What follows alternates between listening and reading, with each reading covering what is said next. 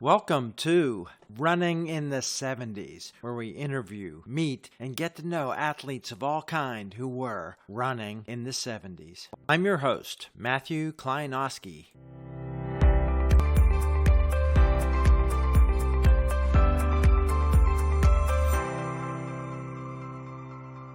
Today, we're back in central Pennsylvania with a Pennsylvania runner who's moved around a bit, has a career in coaching, and has maintained competing in masters sports other than running. Welcome today on the podcast, Glenn Stevens. Hi, Glenn.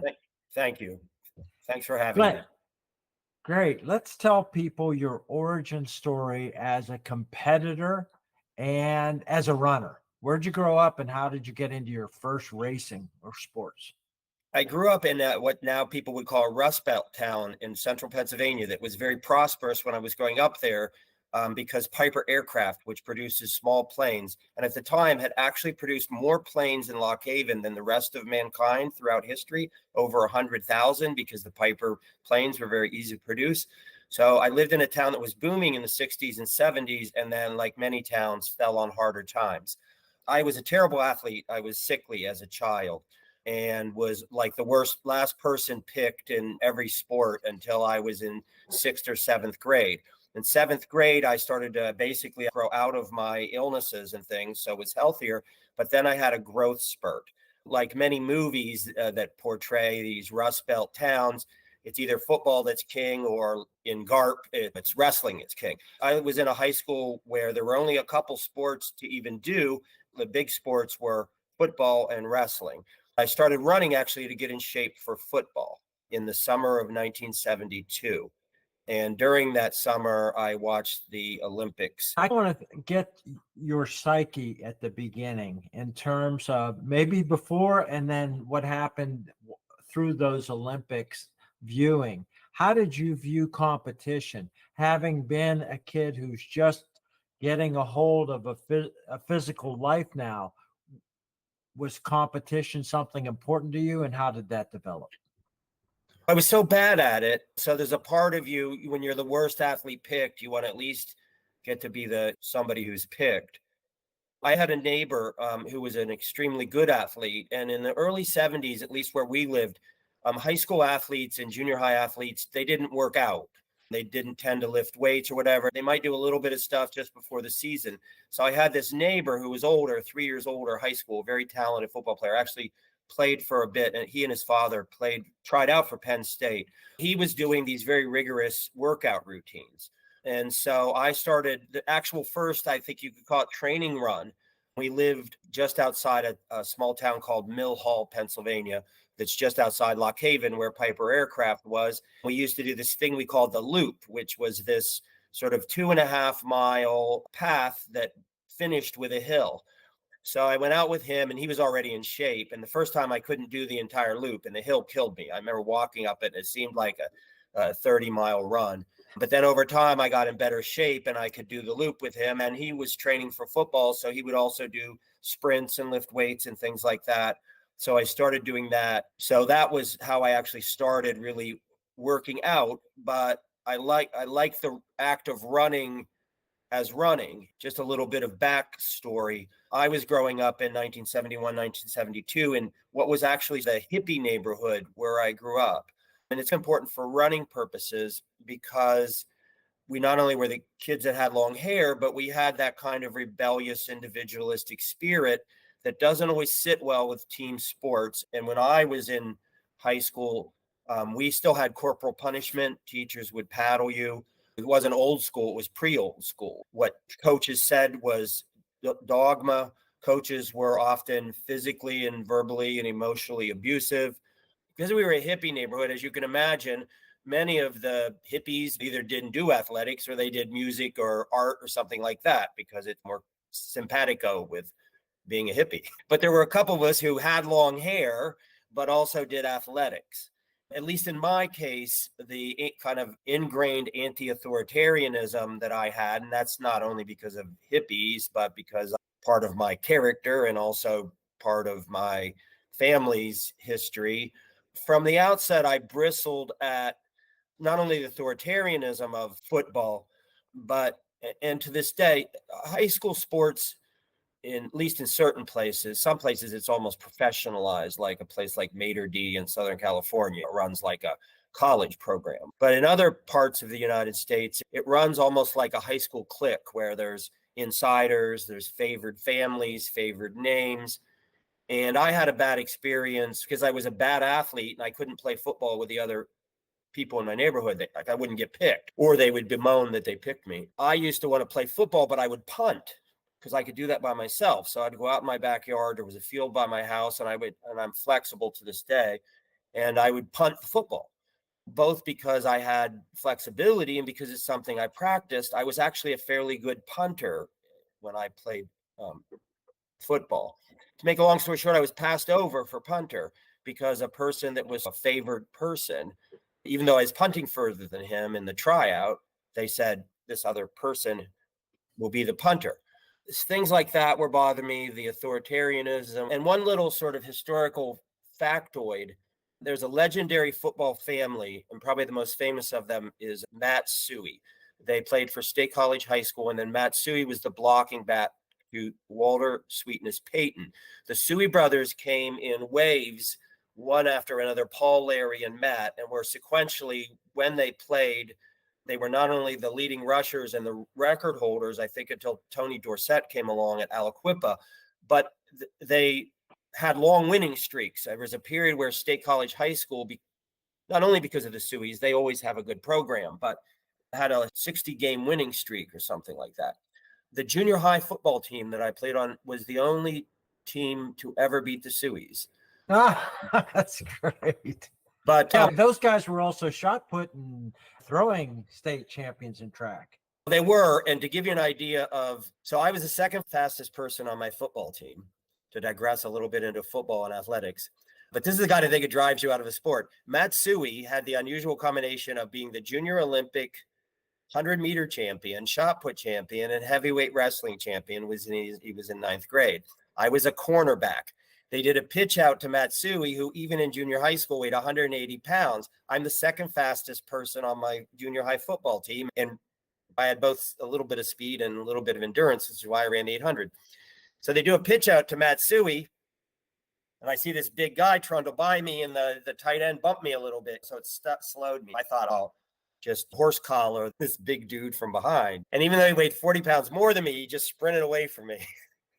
And I think that had me thinking maybe I need to find something else to do too.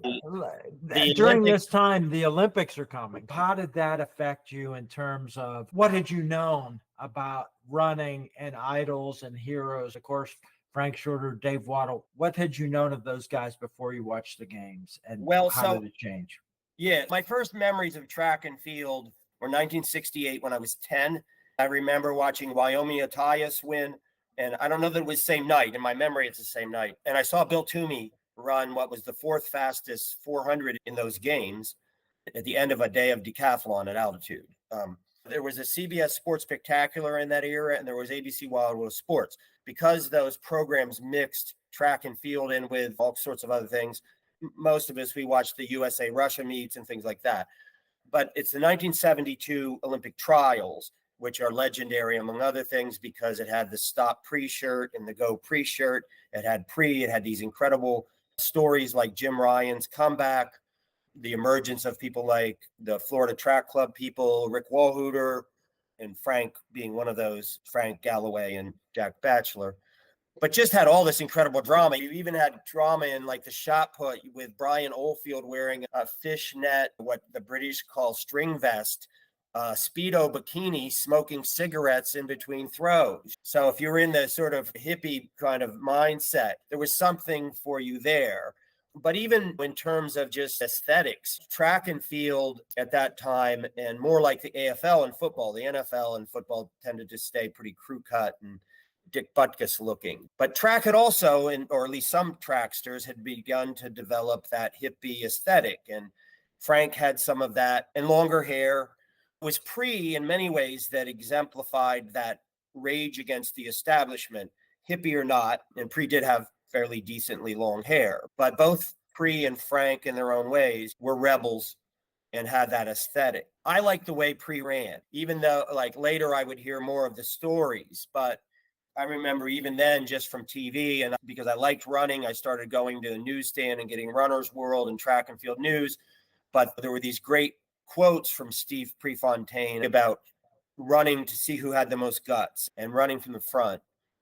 That all just fascinated me. And I watched which 1972 Olympics was a mix of really horrible, tragic events, not only the Israeli athletes being victims of terrorism, things like Bob Seagram's poles not being allowed, both Walhooter and Jim Ryan falling in heats, Pre missing out on a medal by a lean, Frank running into the stadium, and even though he's winning, there's this imposter, and Eric Siegel, the author of Love Story, saying that Frank's looking at the guy, even though Frank later said he didn't see him.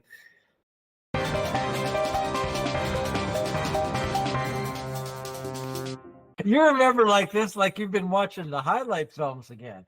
Everybody says, like, how do you remember this stuff? It was all just really fascinating. I had a growth spurt where I went from about 5'3", 105 pounds in late 8th grade into 9th grade, 5'9", 135 pounds, which is actually fairly decently sized back then for an 8th into 9th grader.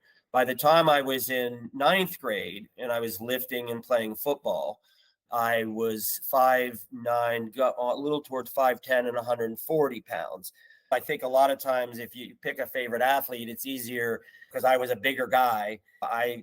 Pre was my favorite then because he was a little more muscular and stuff. I thought Frank was astonishing and wonderful and a beautiful runner, but I wasn't built like that. I was like Pre with the shoulders and the pecs. The other part of it was once I started competing after I quit football, I just found that I hated running in a pack. And I think a lot of that was because I was always training on my own.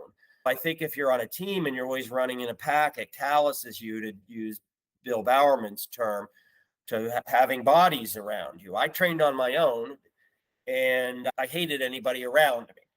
So much like Pre, partly for, you could almost say, irrational reasons, because I just hated the company, but also partly for strategic reasons, I became a front runner. And more of the Pre I read about, I loved Pre's great quote.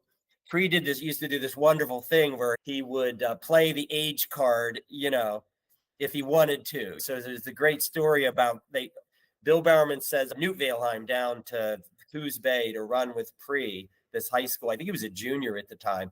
And Pre takes Newt Valheim out on a beach and runs in front of Newt Valheim, who's a Norwegian Olympian the whole way. And this is an 11th grader, and turns around about every 10 yards, according to Newt, and says, "It's not too fast for you, is it?" Fast forward to the U.S.-Germany dual meet when he runs against 2,000-meter world record holder, at least at one point. I don't know if he was then.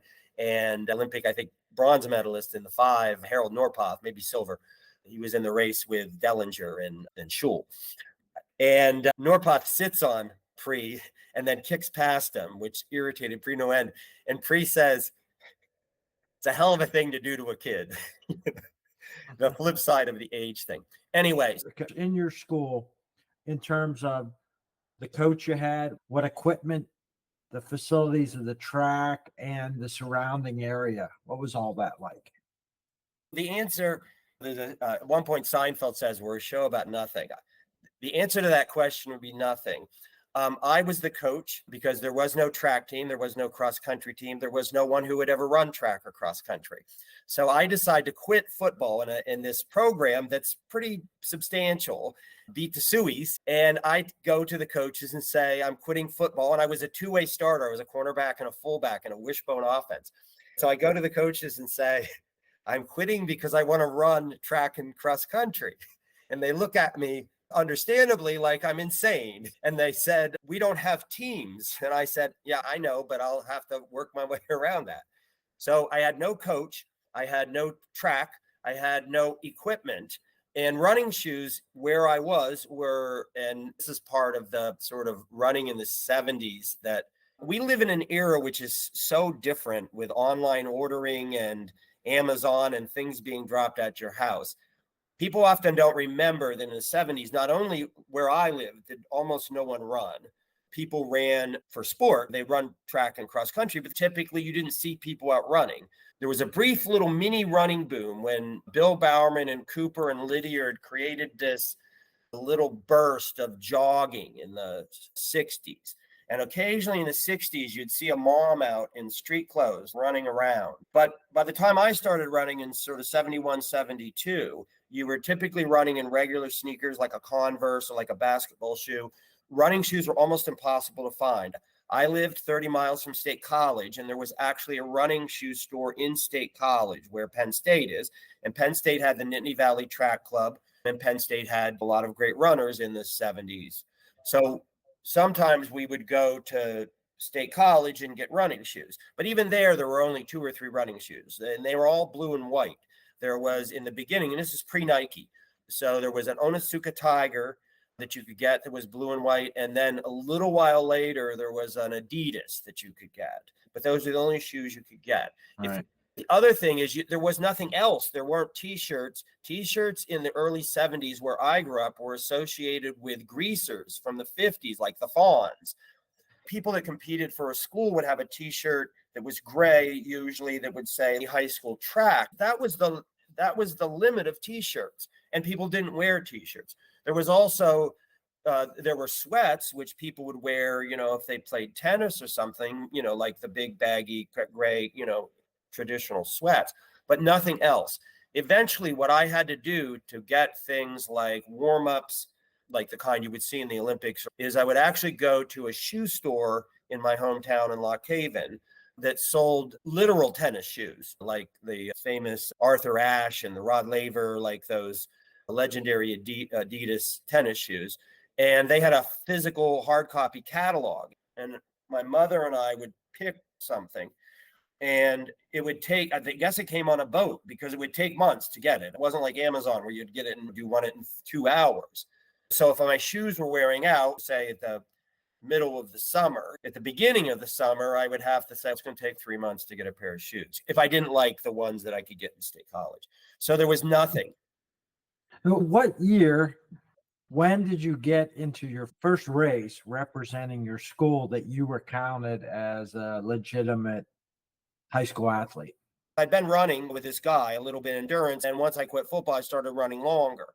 And I already had speed. We did all kinds of sports. We did sports constantly. So in retrospect, you were thin and in shape. So it was easy to pile on. And in many ways, looking back, the British have this model that if you build speed early, like Sebastian Coe and Ovett, who were like sprinters when they were young, or long sprinters, you can pile endurance on. So I was already fast, relatively, for a 9th grader by that time. When I started to pile on endurance, not huge amounts because you get injured in 9th grade, but my first race was a 3:19 marathon after just a couple months of running. Then about 3 months later, I ran in a junior Olympic meet. And my first race, in retrospect, had it not been a different context, different competitors, I would have looked back and thought it was fairly spectacular, or not spectacular, but good. So I went to this junior Olympic meet. This guy in my hometown was trying to start a track club. Lock Haven University is famous to this day for coaching, creates a lot of coaches, trainers, and things like that. That helped me a lot with learning how to coach myself because, like a typical track geek, I would spend my weekends reading track and field technique, how they train, track and field news, runner's world, everything I could get my hands on that related to physiology when most kids were out doing the typical high school things. But this guy was trying to start a track club. He held a junior Olympic meet. I competed in a mile. It was my first race that I'd ever run. And I ran 5:20, which is a pretty good first race for a 9th grader after 6 months of training. It's not Jim Ryan, but it's not bad. But I ran in a race with a runner who later ran for State College, 2 runners. They ran for State College. One was in 10th grade, a guy named Dave Mengel. And Dave Mengel ran up. Also known as Marty Mengel. And you always had to wonder who you were talking to because people would go back and forth with who he was, right? They go, Marty Mengel. But Marty Mengel and Dave Felice. Marty Mengel, even in 10th grade, he was like a 4:20-something miler. And Dave Felice, who later ran for Penn State, including on a lot of spectacular. Dave Felice is later Pennsylvania state champ and in the mile. and then goes to Penn State, which is loaded in that era throughout the 70s with the great Harry Groves as coach. But I ran against Dave, and we were both in ninth grade, and he runs a 4:33. So I see these two guys running like low 4:30s, and I'm not lapped, but I was probably in the back stretch when they finished. So I thought that was pretty terrible. And then we ran the 800, and a fairly similar result. I ran 2:14, which was a little better, I think. If you did the Purdy tables, I'd get a little more points out of that. But just my second race. Dave Felice, after he ran something ungodly, 2:05 or something in ninth grade with little effort way up the track from me. And he said, I don't want to do that in Philadelphia in the regional meet. If you want to do that in Philadelphia, you can. So I told the meet organizer that. And so the meet organizer who was going to go to that meet said, I'm going to do it anyway, so I take you. So his name was Lloyd Peters, and he's a fairly known person in the 70s running also in his own regard. Lloyd took me to Philly. I'd run 2:14, I think, in Lock Haven, and I ran 2:13 in my second race. And I think I was seventh in the regional meet or something. Felt terrible. Learned my lesson in sometimes warm up, you're awful, and then you're decent in the race. I ate a ham sandwich on the ride down and had horrible heartburn. When I was warming up in a field adjacent to this track, I was stung by a bee. So it was just off when it was only my second competition. So I went out and I actually ran okay, 2:13. And in my first 2 years, most of my meets were all comers meets, some of them in State College at Westerly Parkway High School, which Harry Groves had a role in organizing, or at East Stroudsburg College. In the fall, Penn State University's Nittany Valley Track Club used to have these wonderful races where they would stagger you in terms of time, but you would also have to predict your time.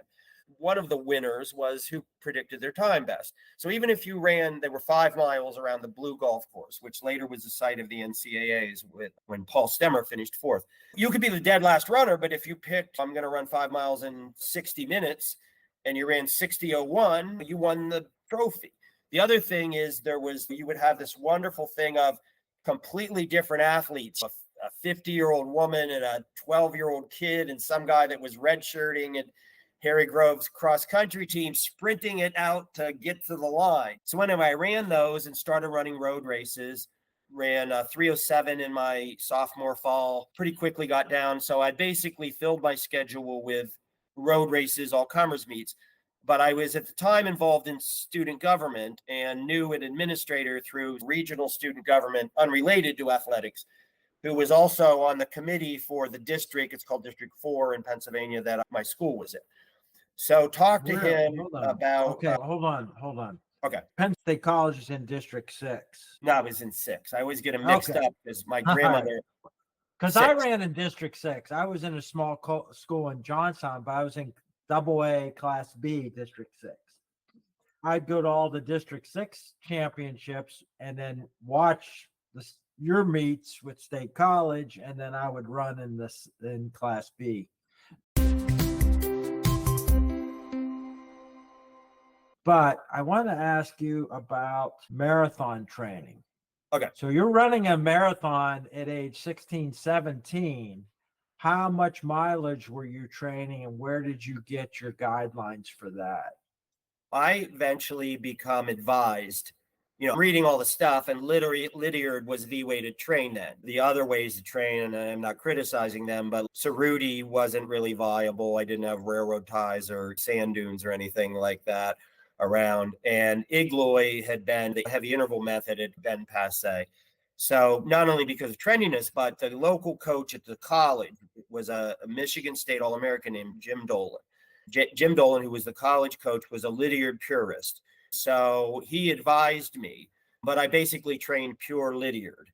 People didn't used to talk about the 10% rule back then, but I had read enough basic physiology that I knew that I had to up my mileage gradually. And God bless them, they were able to do this in high school. But I had read about Jim Ryan, even though he's a miler, doing astonishing mileage, but even more so Merrick and Lindgren, and later some of the Californians doing 200-mile weeks and things. So I knew I had to gradually ramp it up. So went like about 20 to 30, 30 to 40 average, 40 to 50, 50 to 60, like through the years. You're running a 26-mile marathon on maximum 50-mile weeks? Yes. First of all of my running was just me, right? So there's never any trying to keep up with a guy and redlining it and stuff. So almost all of my running had this very casual quality. Sometimes because I lived out in the sticks, literally, where there was nothing to do, I would sometimes run 2 and 3 times a day. I would always run in the morning, and then I would run it after school almost every day. But sometimes I would go out at 10 o'clock at night and run a couple miles. A little backstory to that. Some of that was because I liked running, but at the time my parents were going through a divorce, and there were also times when I had to get out of the house.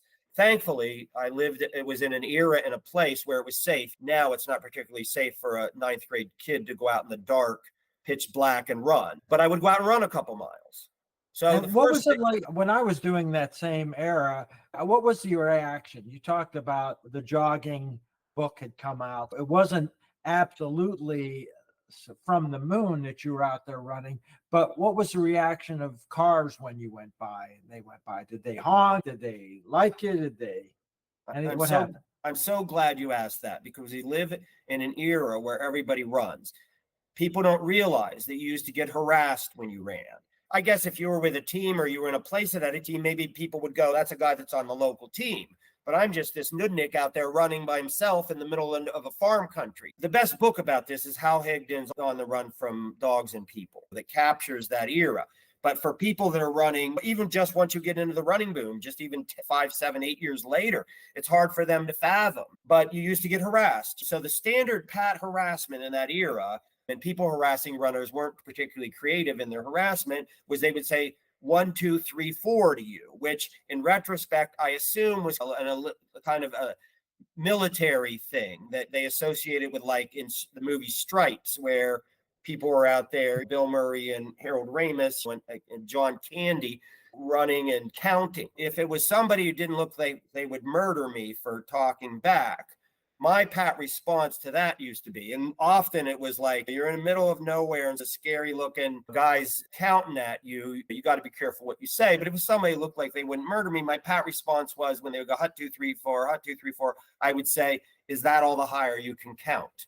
No, I used to just go 5, 6, 7, 8. But that's even better. Yeah, yours is a little bit more. And they would drive away. Lock Haven's a strange place, because even though it's in the relatively rural, it has this university that's very phys ed. Because of that, even in the 70s, there was a lesbian community of note. And so there was this kind of strange, like, awareness of gayness in Lock Haven. I'm not saying acceptance or anything like that. And it's certainly nothing like it should have been or will be later. But there were people who were aware of gay that if I had lived in Wellsboro, I wouldn't have been. And one time I was in the middle of an island that's outside Lock Haven. It's called the Great Island. And you're in the middle of nowhere in farm country. And they sell their produce to Heinz for canning. The middle of nowhere, just tiny little shorts like we all wore back then, not the big old basketball shorts that come later. I was basically sexually harassed by this carload of, I knew and I know subsequently that they were gay. I'm not stereotyping. So you got harassed, you got yelled at. But there was a flip side to it, was you could also, the people that were nicer, you could get a reputation just from running. So I became known as the guy who runs. So to this day, I'll see people that I haven't seen for 70 years and they'll say, do you still run? The other thing about this was my grandmother and uncle, who helped raise me along with my mom, they lived in a town called Jersey Shore that's between Lock Haven and Williamsport. We lived just to the north of Mill Hall, just to the west, going towards State College from Lock Haven. Sometimes my mom couldn't come get me, or, was delayed. And again, I could do this safely. I would say, Mom, I'll leave and start running. And I'd run, 7 of the 26 miles. And she'd pick me up at some place like Woolrich, which is famous for the Woolrich clothing. Or the other way around, sometimes I would want to get in a run, but I'd have something up later and Mom would drop me off at Woolrich or wherever and I'd run.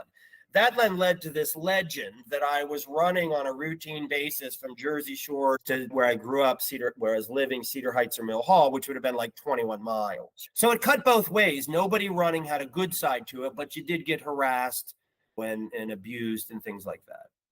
When did you get a uniform or on a roster that you were from Bald Eagle, Nittany as a high school legitimate runner? Okay. In order to qualify for districts and states in my conference meet, I had to get in some kind of dual meets.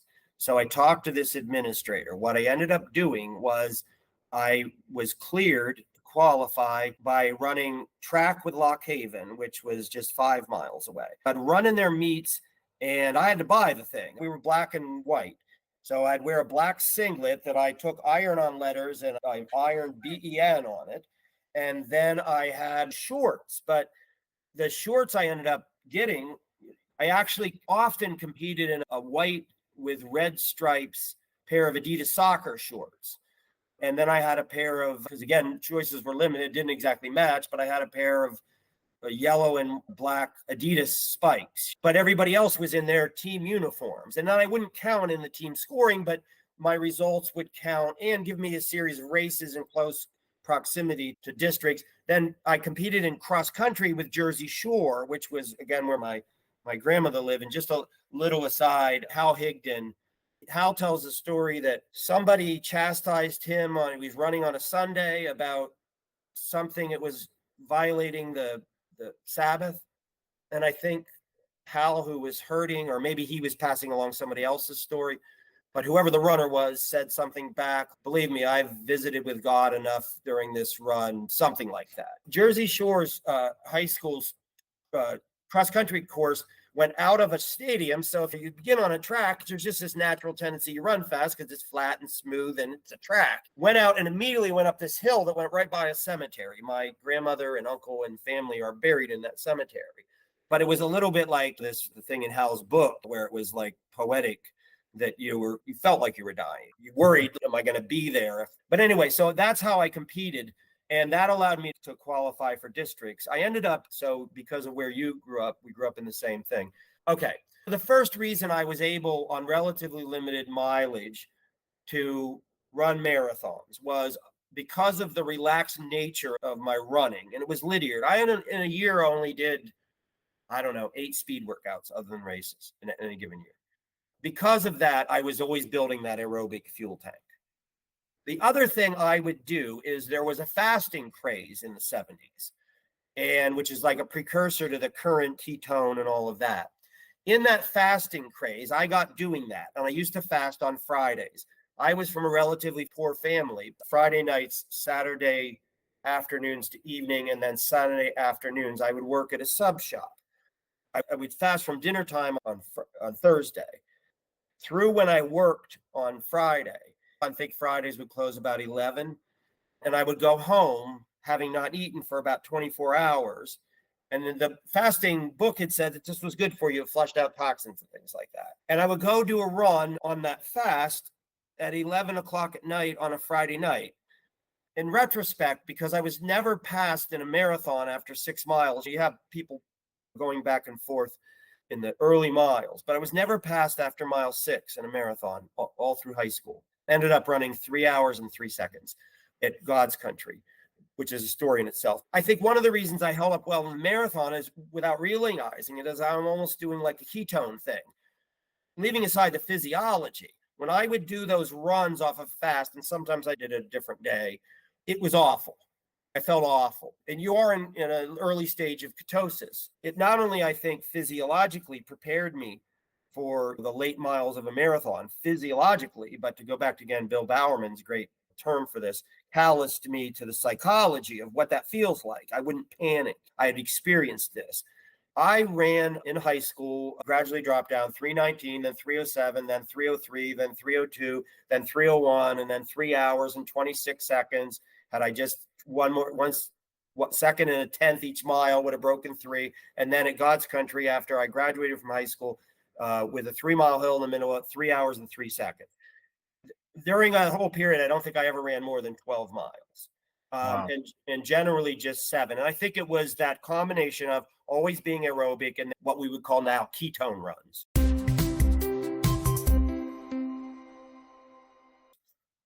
Well, let's talk about what it was like marathoning then.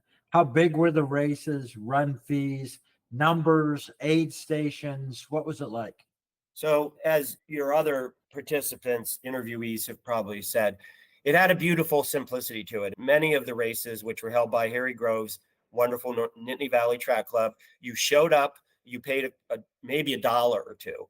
There wasn't a gun. Typically, there was a whistle, or I don't know, maybe just somebody said go.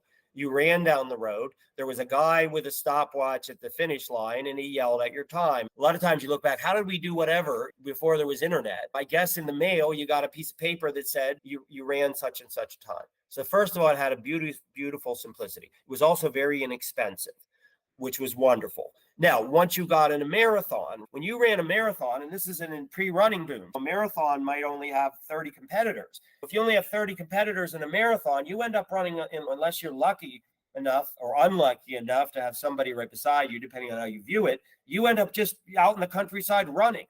There weren't aid stations. There were rarely splits. If you got splits at all, Harrisburg Marathon had splits every 5 miles and at halfway. Nittany Valley Track Club, I don't think they had splits. One of the reasons you didn't have splits is affordable chronographs didn't exist yet. Splits depended on a stopwatch, which at the time cost like $100. So everybody didn't have watches or clocks that they could just click. There also weren't aid stations. So what you had to do if you wanted to have something to drink was you had to have somebody drive along beside you. At some of my races, I had high school friends do that.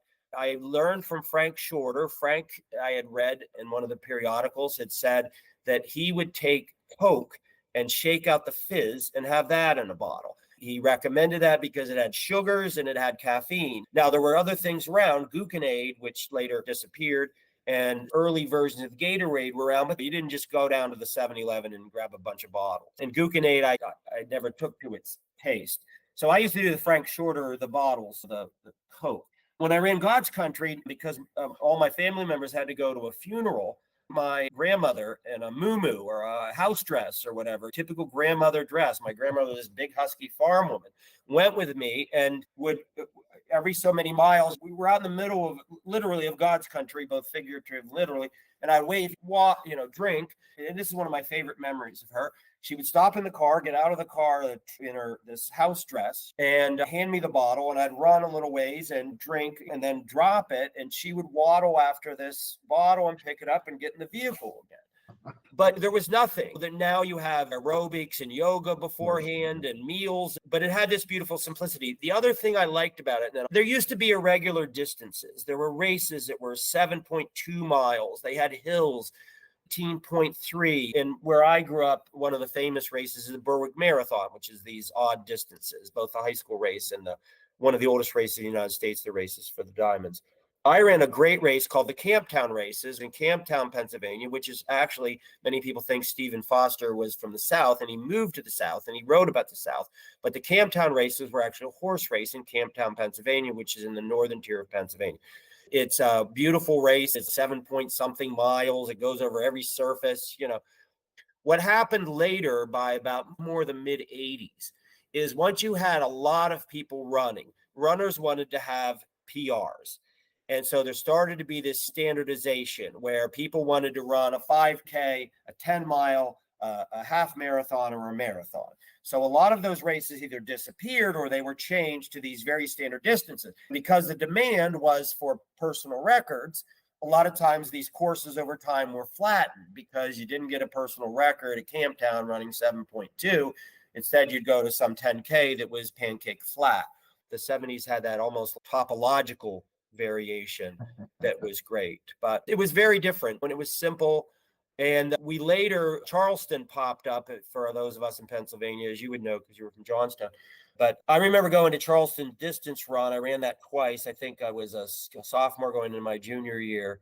And I think there were 1,500 people. And we were used to races at 30 people, 50 people. Harrisburg Marathon, I think, had 100 or 200, but that seemed huge. And the 1,500 people, and if you ever watched or seen done the Charleston, you start out flat and then you cross the river and then you go up this hill. And so you can see, especially if you're a high school guy, if you're Nick Rose leading or one of the great runners from that area, you're up that front, but you see this string of people. That's the most people you've ever seen running. And I was always had good pacing because like I've told you, that way I trained. I was always good at the end of races. But I remember in this 1,000-person race. There were places where it was a little bit like something I experienced at some of the big triathlons later, where it's like climbing a ladder. You're passing people every 5 meters, which is wonderful. If you're dying, the numbers are horrid. But yeah, it was a beautiful, simple era, and it was inexpensive.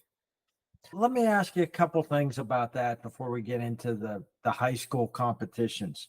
With these small races, were you seeing the same people all the time? Was there other people your age?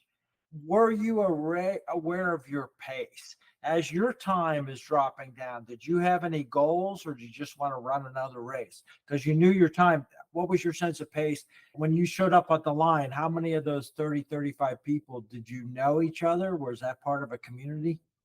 Yeah, so it became a community. It depended where you were. My early races were these Nittany Valley Track Club races, which is a relatively closed universe. Some of the adjacent areas around State College. All comers meets again. So the two all comers meets, we would go to East Stroudsburg and run.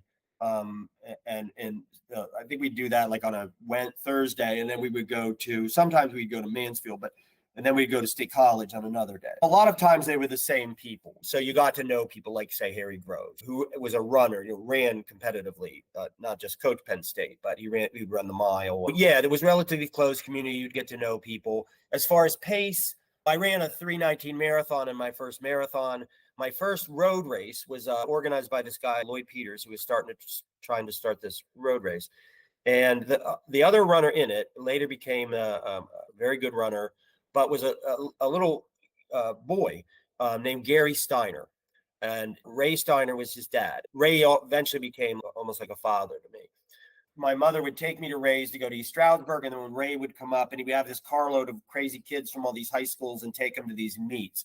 So that was its own little community, like the Steiner Mobile. But Gary Steiner was actually, when he was a kid, Ray had him running marathons in elementary school, late elementary school, which I know now would be controversial. But Gary was actually a world record holder in a number of early ages, 9 or 10 or something like that. Then later, Gary, I think he was closer to 12 or 13, but he was smallish, was the whatever it was, age group record holder in the steeplechase. But he was so small that he would actually climb the steeplechase barriers. He couldn't have thought of hurdling them. So he'd throw his leg up almost like a high jump. There was a whole community. Gary later he's a friend of mine to this day. He's a great coach himself, and his dad has passed away. But so there was a whole community. But my times, one of the things you would do is pace was dictated by what your personal record was, conditions. For instance, when I run all these 5-mile predictor races at State College, you got to predict the time. So you think about what can I run, because you want to predict, right? So I was running about when I was a freshman into my sophomore year in the fall of then. These were my cross country races because I didn't have a team. These Penn State, these all comers cross country races, I'd run like 30 minutes. So then obviously you've run around 30, 33. Your goal is going to be to get to 29s, and then the next year to 28s. So it would come down like that. Yeah, I'm thinking about the marathon where you're not getting any feedback. You've run a 3:19. The next time you go out, you're like, I just want to run faster in 3:19. Did you care? Did you have any sense of where you were? Did you have your own watch? I didn't have a watch. And you really set me up, because the next thing I was going to talk about. So I'm running these 5 miles, right? 30-ish, 30, 31. And I know you got to pace yourself in the marathon. I go to Harrisburg Marathon, which I think had a 5-mile split, a 10-mile split. Now it's a different course even now, but the Harrisburg Marathon used to go along the river and then go out to Linglestown and then come back down. But my first time I ran it, it was just an out course that finished at some horse racing amphitheater, God knows where. But so I get it. I know you got to pace yourself. So one of the things I would do is I would tell myself, just relax. People would pass me. I didn't get in the mono a mono, but I get to go out and basically when I go to get my 5-mile split, because there's no split until 5, I was just within 30 seconds of my 5-mile PR. So I immediately basically said, you got to slow way down or you're not going to finish this thing, So slowed way down, but that was always the danger when you didn't have any kind of splits. And if you had misjudged it, I wouldn't have made 10 miles. But so what I did was I slowed way down immediately, ended up running 3:07. But from then on, the chase was to break 3. The simple thing for 3 hours was, and I held up pretty good at the end of the race, but I'm not like a Kenyan Olympian where I'm going to fly the last five. Even if you hold up, it's holding up. It's not accelerating like the way guys do now. I knew that I basically had to get to 20 miles. The goal would be to get to 20 miles in 2020 and then close in 40. I think that's correct, but maybe it was 42. Races, you would tend to get a 5-mile split. Somebody had once said in one of the magazines that the marathon starts at 15 miles or something like that. What I would do is try to run relatively relaxed through 15. It was always my belief, and when I coach marathoners, 15 through 20 is really the only place where you can run comfortably, because you should be holding back until 15. I'm talking non-elite. Elite, you got to get up to the pack, and but if you're just trying to do it optimally, you got to hold back till 15. And after 20, you're going to suffer even if you're holding up. So to the extent that you can run relatively freely where you're not hurting but not holding back, it's 15 to 20. That was pretty much always my plan. I eventually ran when I was a freshman in college. I was 9th in Harrisburg Marathon, and I won the 18 and under. Jeff Bradley from Millersville was first, and Joe McCool was third, I think, or second. And then I was on Millersville. This was after our cross-country season. I was 9th, so we were 3 of the top 10. They were great runners, way beyond me throughout my college career. But I think Jeff ran 219 or 216, and Joe ran like a 220 or something. Typically, because I paced it like that, when I turned around at Lingelstown Road in that race, I was 23rd. And then I was 9th at the end. But I would pass people. People would start to pay for that pace. Let's go ahead and finish your high school career. So Qualifying for these county or regional meets and going to District 6 championships and then possibly state championships. What was your experience there? In many ways, I was doing it for fun, and I was improving. And I have on one side of me Chris Schaefer, who ends up running for Villanova, who's a state champ in the 800. I've got Dave Felice and Marty Mengel on the other side. Because I've done these all-comers meets, I'm often running against college runners. Because I don't run for a standardized team, I'm not appearing in anybody's news sheet or whatever that I'm off the map almost. I didn't have the sense that I was a notable runner. So I got Altoona, which had a nice all-weather track as a sophomore. I'm in the mile and I'm in the 800. So I do what are okay times. I think I ran 4:52 in the mile, but I was like 5th in the 5th heat. Nothing to write home about, but it's not awful. And I was in the 800, and I think I ran like a 2:09, something like that. And I think I was 4th in the 4th heat or something, a little better. And nobody's going away from that Altoona district meet talking about me. Because I did the Lydiard method, I was very good at peaking. I would come down a lot. So the next year we run at, and you may have run there when it was like this, but I run at what's basically a cow pasture with lines on it at Bellwood Annis. I won a couple races there, and at night. That was a late night under the lights, right? No, my district wasn't, but it was an invitational there. But and thank God, because I would have probably tripped in the divots. Because I would come down so much at the end, because I'm doing this Lydiard method, I would use dual meets as training, because I'd read Snell's book, how Snell does his lead in. One of the things that's astonishing, if you've read Snell's book and Nobby, and you have Snell not far from Olympic gold medal running these fairly pedestrian miles and 2-mile doubles. And so what I would do in meets, and I could do whatever I wanted to do because I don't got a coach. I'm the coach. I would only do about 4 speed workouts. And one of them was Lydiard's famous 50 sprint, 50 glide thing. That was my ultimate right before peak. And because I had this Lydiard purist advising me, but I would only do a couple speed workouts. And I would use races. I'd double mile and 2 mile for about 3 dual meets. I'd double mile and 800 for a couple of meets. And then in my big meet, these last 2 years, I would just do the 8 in my big meet. Besides the sort of physiological effect of doing that, I was used to running like 5+ minutes or 15+ minutes. So the idea when I'd go to a meet, like when I go to districts at Bellwood Annis, I'm only going to be out here for 2 minutes. There's this kind of natural empowerment that goes with that. But because I peak the way I peak and the way I train, my best time before the heat was, I think, a 2:06. So I'm the last guy in. And bizarrely, they have 18 people in this 800 Class B final at Bellwood Annis. it ends up being a blessing that I'm the last person in, because I was originally in heat 2, but somebody scratches. So they put me in, and I'm on the outside of this second tier of 9 guys. What happens as we go around is I'm on the outside, but it's actually good because I'm not boxed. Coming back to Steve Prefontaine, my tactic was to burn everybody off. What I used to do in dual meets my junior and senior year was to practice the pace in duels, even if I was doubling, that I hoped to run in the big meet.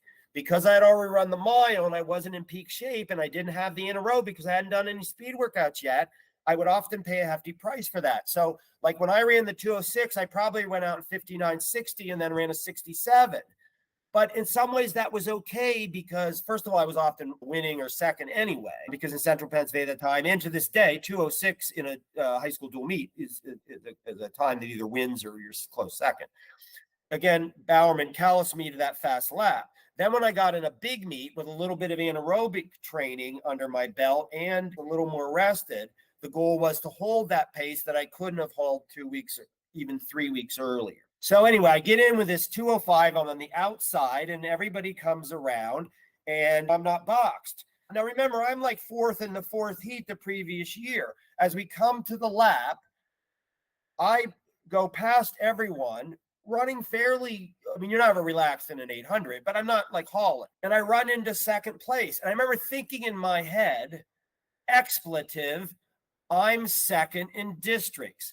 Later, the team, because I went with a team because I had to go either have a chaperone or with a team. I went to Altoona actually with a chaperone, but because of loco parentis, they couldn't just let you drive around yourself. But the team people that were with me, who have become my friends because I've been running with Lock Haven, and I knew some guys from Bellefonte, which is also a school you probably know, said, you were smiling as you came past that lap. But it was in over my head. I can't believe I'm second in districts. So I charged down the back stretch, chasing the first place guy, and I'm closing and I'm closing and I'm closing in on him. I had been told by the Lock Haven coach, and the previous year, 3 had went to states. So as we come into the last 50 yards, I'm in second. This guy comes up on me, and you're hurting at the end of 800. You got to have something motivating you. I think just whatever, I made stage. And this is such an improvement over fourth in the fourth heat. Later, it turns out they cut it to 2, right?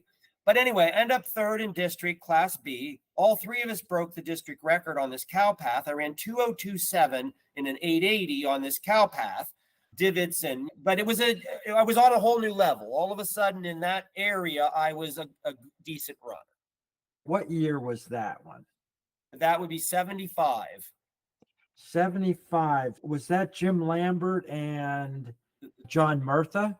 Exactly. Okay. Because you're setting me up beautifully with these questions. I went to school with Jim, and after high school, I moved up to my sister's right down the street from Murtha. I was on a 4x100 relay at the Junior Olympics after that. And John and his brother Pat, and we're like, hey, let's just run all the events at this meet.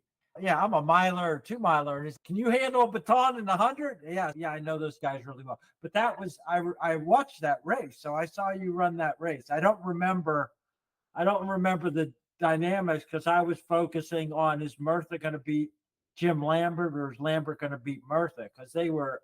Well, so those are probably who's second, first, and third or second around me.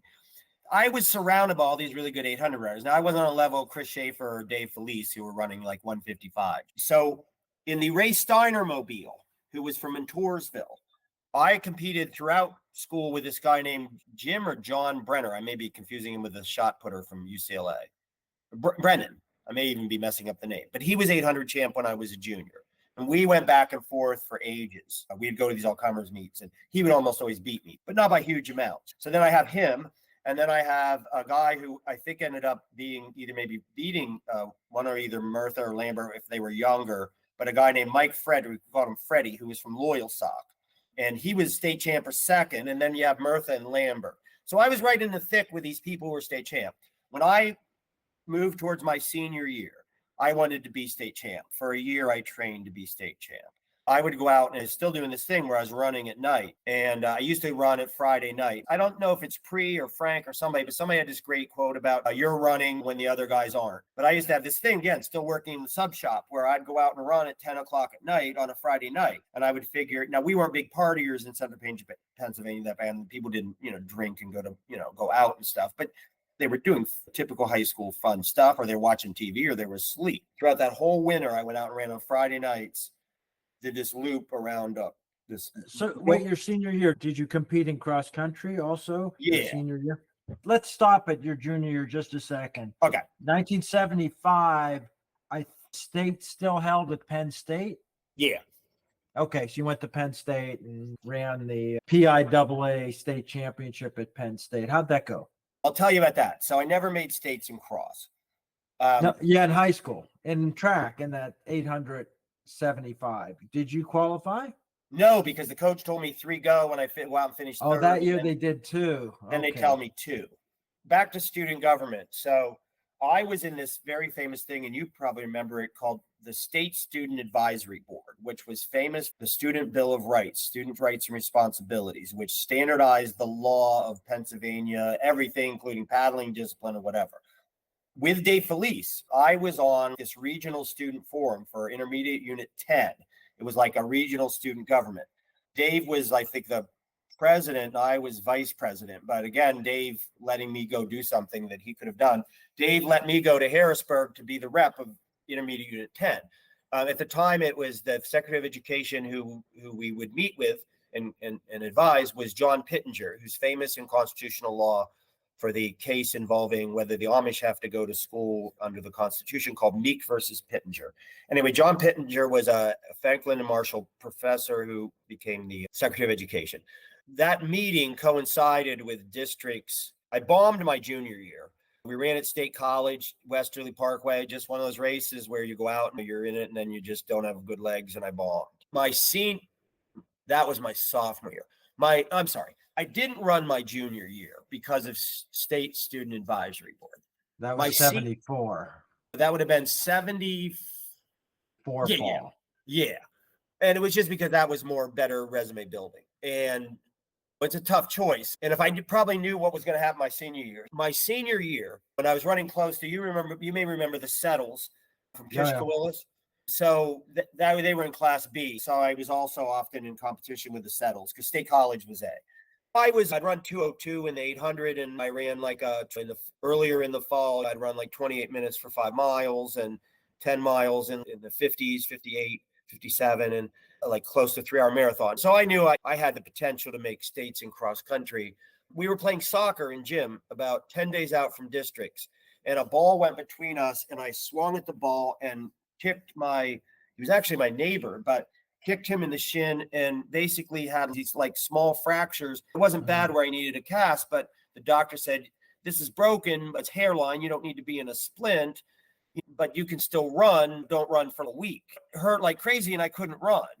So I didn't run for a week, iced his foot, kind of like Pre when he rips his foot and sits at the hotel with his Epsom salts.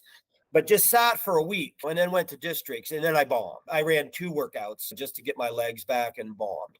So cross never happened. So I never made states in cross. And I think in many ways, the frustrations I didn't have any problem with my track career, except maybe what I'll tell you about next. But I didn't like my college career. And I think one of the reasons I compete, I never made states in high school in anything.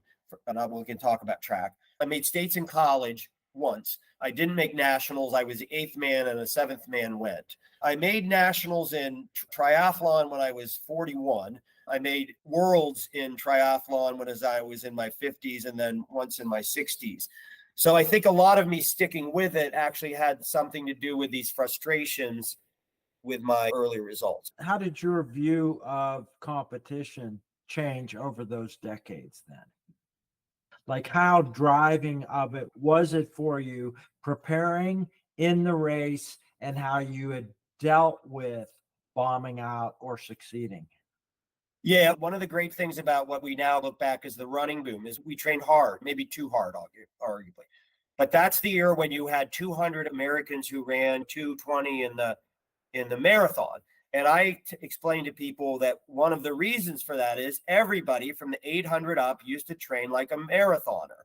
So the entirety of high school and college distance running, or certainly college, could do a decent marathon at some point. And whatever the thing, the Sebastian Coe and the kind of multi-tiered thing that comes later, leaving aside whether it was better for track and field, it hurt marathoning. So you go from this time when you had 200 220 marathoners to certain points, I think you have 12 or something, because everybody could go out and run a marathon. But that era, we were hard trainers. So when you fast forward that these old guys start doing triathlon and these other events because their feet and knees and whatever come going. And now some guys keep running. I ran college with he was a steeplechase national champion, Greg Collar, started out at Penn, eventually ran for Millersville with us, was one of the guys on my team like Joe and Jeff and Dave Hummel and Charlie Trayer that I couldn't touch. But Greg Collar is one of these guys, had really good mechanics and weighed 135 pounds his whole life and is running 15 minutes when he's 60. But for many guys, the joints start giving out depending on how 20s, 30s, late 20s, 30s, 40s, whatever. That's part one with Glenn Stevens, just making it to the end of high school. More to come in episode 2. I hope you enjoyed another episode of Running in the 70s. Voices, stories, and memories of athletes who were running in the 70s. Until next time, wherever you are, keep looking forward and don't forget to look back.